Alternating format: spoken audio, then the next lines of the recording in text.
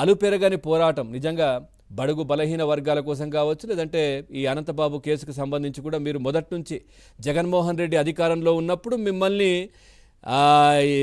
అంటే బెదిరించడము, అటాకులు చేయడము, మిమ్మల్ని ఎన్ని రకాల ఇబ్బందులు పెట్టినా కానీ మీరు ఎక్కడా కూడా భయపడకుండా ఈ కేసును ఖచ్చితంగా అనంతబాబు జైలుకు పోయేంత వరకు కూడా మీరు విశ్రమించలేదు. సో మనం చూస్తూ ఉన్నాం ఈ కేసులో ఇప్పుడు ఏంటి సార్ ఇది, ఈయన రాచమర్యాదలు కావాలట ఈయనకి. ఇక్కడ ఒకటండి సార్, గతంలో 2022లో 218 రోజులు వీధి సుబ్రహ్మణ్యం హత్య కేసులో రాజమండ్రి సెంట్రల్ జైల్లో ఉన్నాడు. రాజభోగాలు అనుభవించారనేది మీడియా ద్వారా వెలుగు చూసినటువంటి అనేక అంశాలు మనం చూసాం. ఎందుకంటే ఆ రోజు అధికారంలో ఉన్నారు కాబట్టి, ఆ అధికారులు కూడా ఆ అధికారంలో ఉన్న వాళ్ళ మాట చలామణి అవుతుంది కాబట్టి వాళ్ళకి సానుకూలంగా వ్యవహరించారు.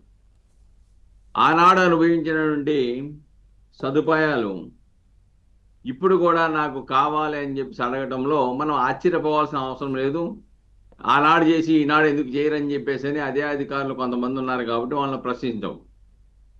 కానీ వాళ్ళు కూడా ప్రభుత్వం మారింది కాబట్టి డెఫినెట్గా నిబంధనలకు లోబడి పనిచేయడానికి వాళ్ళు సంసిద్ధం. అందుకే మీరు న్యాయస్థానం నుంచి ఆదేశాలు తెచ్చుకుంటే మేము న్యాయస్థానం యొక్క ఆదేశాల ప్రకారం మేము ముందుకు నడుస్తామని చెప్తున్నారు. అంటే అయినప్పటికి కూడాను అహం దెబ్బతింటది కాబట్టి డెఫినెట్గా అధికారుల్ని, నేను ఎమ్మెల్సీని, నా హోదాను గుర్తించరా మీరు, నాకు ప్రత్యేక సదుపాయాలు కల్పించరా అని చెప్పేసి ఆ అహం నుంచి అడిగిన అంశంగా దాన్ని మనం చూడాలి.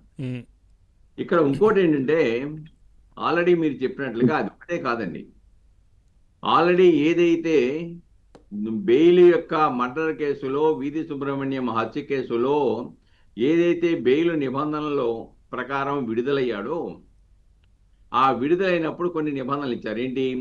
సాక్షులను ప్రభావితం చేయకూడదు, సాక్షులను బెదిరించకూడదు, సాక్షులను ప్రలోభ పెట్టకూడదు. ఆ కండిషన్స్ మీద ఈయన బయటకు వచ్చాడు బెయిల్ మీద. అవును. ఇప్పుడు ఆ కండిషన్ ధిక్కరించేసి దాంట్లో ఎవరైతే ప్రధాన సాక్షిగా ఉన్నారో, ఎవరినైతే బటన్ నొక్కితే ఈ కేసు వీధి సుబ్రహ్మణ్యం హత్య కేసు పోద్దో ఆ నలుగురిని పట్టుకున్నాడు ఆయన అసోసియేట్ ద్వారా. అసోసియేట్స్ కూడా మీలాగా నాలాగా కొద్దిగా కేసులు లేనటువంటి, రౌడీ షీట్లు లేనటువంటి నేర చరిత్ర వాళ్ళని పట్టుకోవాలి ఆయన. నేర చరిత్ర ఉన్న వాళ్ళని పట్టుకున్నాడు. అంతేకాకుండా దాంట్లో ఒక అతను రౌడీ షీట్ కూడా కొనసాగుతున్న వ్యక్తిని పట్టుకున్నాడు.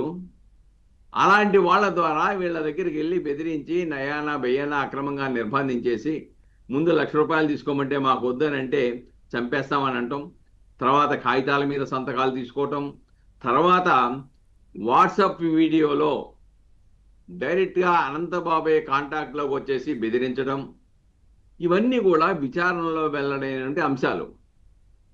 అందువల్లనే అనంతబాబుని అరెస్ట్ చేశారు.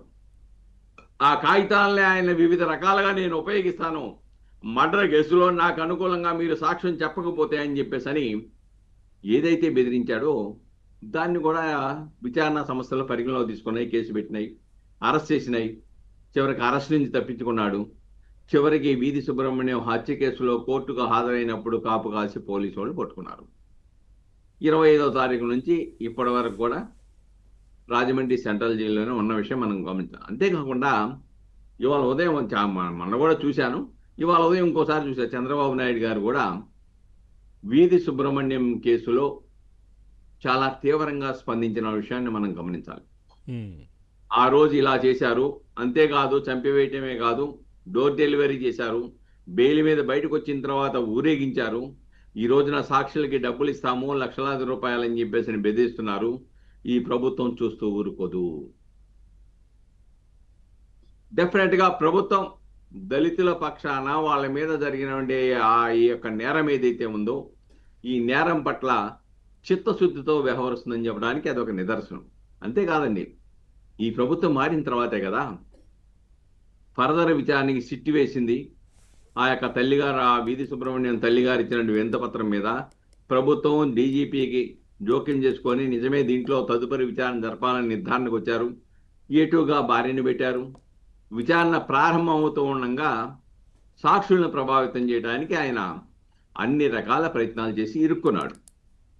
కాబట్టి ఇక్కడ చాలా స్పష్టం. అంతేకాకుండా ఇక్కడ జిల్లా కోర్టులో కూడా మేము బెయిల్ రద్దు చేయమని పిటిషన్ వేసాము, హత్య కేసులో బెయిల్ రద్దు చేయమని. అవి కూడా వాదనలు అయిపోయినాయి. అంతేవిధంగా ఆయన మళ్ళీ ఇక్కడ జిల్లా కోర్టులోనే బెయిల్ వేసుకున్నాడు. ఆ బెయిల్ మీద కూడా వాదనలు అయిపోయినాయి. 6వ తారీఖు తదుపరి విచారణ అన్నాడు. అప్పటి వరకు ఈయన జైల్లో ఉంటారు. తర్వాత ఎంత కాలం ఉంటాడో జైల్లో చూడాల్సిన అవసరం ఉంది. అంతేకాకుండా దీంట్లో న్యాయవాది పాత్ర కూడా ఉంది. ఎవరైతే అనంతబాబుకి బంధువుగా ఉన్నాడో ఆ న్యాయవాది కూడా ఈ యొక్క సాక్షుల్ని బెదిరించి ఏ అపార్ట్మెంట్లో అయితే నిర్బంధించారో, ఏ అపార్ట్మెంట్లో అయితే బెదిరించారో, ఏ అపార్ట్మెంట్లో అయితే బలవంతాన డబ్బులు ఇచ్చారో దాంట్లో అప్పుడు ఆయన కూడా ప్రెజెన్స్ ఉంది. ఆయన కూడా 5వ ముద్దాయిగా పెట్టారు.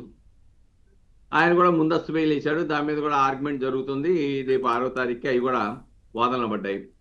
అలాగనే ఈయన అనంతబాబు దగ్గర సెల్ ఫోన్ పాస్వర్డ్ చెప్పమంటే మొన్న అరెస్ట్ చేసినప్పుడు తప్పుడు పాస్వర్డ్ చెప్పిన తర్వాత అవి 3 సార్లు కొట్టిన తర్వాత బ్లాక్ అయిందంట. సమాచారం చెప్పలేదు. అందువల్లనే పోలీస్ కస్టడీకి అడిగారు. రేపు సోమవారం నాడు వాళ్ళైతే 1 రోజు తీసుకోండి అంటున్నారు. కాదు మాకు 3 రోజులు కావాలంటున్నారు విచారణ సంస్థ. సరే ఎన్ని రోజులు ఇస్తారో న్యాయమూర్తి గారు, ఇవ్వటమైతే ఖాయం కానీ ఎన్ని రోజులు ఇస్తారో న్యాయమూర్తి గారు నిర్ధారించవలసిన అవసరం ఉంది. కాబట్టి ఇక్కడ ఇన్ని ప్రాసెస్ జరుగుతోంది. ఇంత నిబద్ధతతో ఒకవైపున పోలీసులు నిష్పక్షపాతంగా ఈ యొక్క కేసును విచారించాలని ఒక ప్రయత్నం, రెండో వైపున ఏంటంటే ఎవరైతే ఈ 4 సాక్షులు ఉన్నారో ఈ సాక్షులను అభినందించాలి.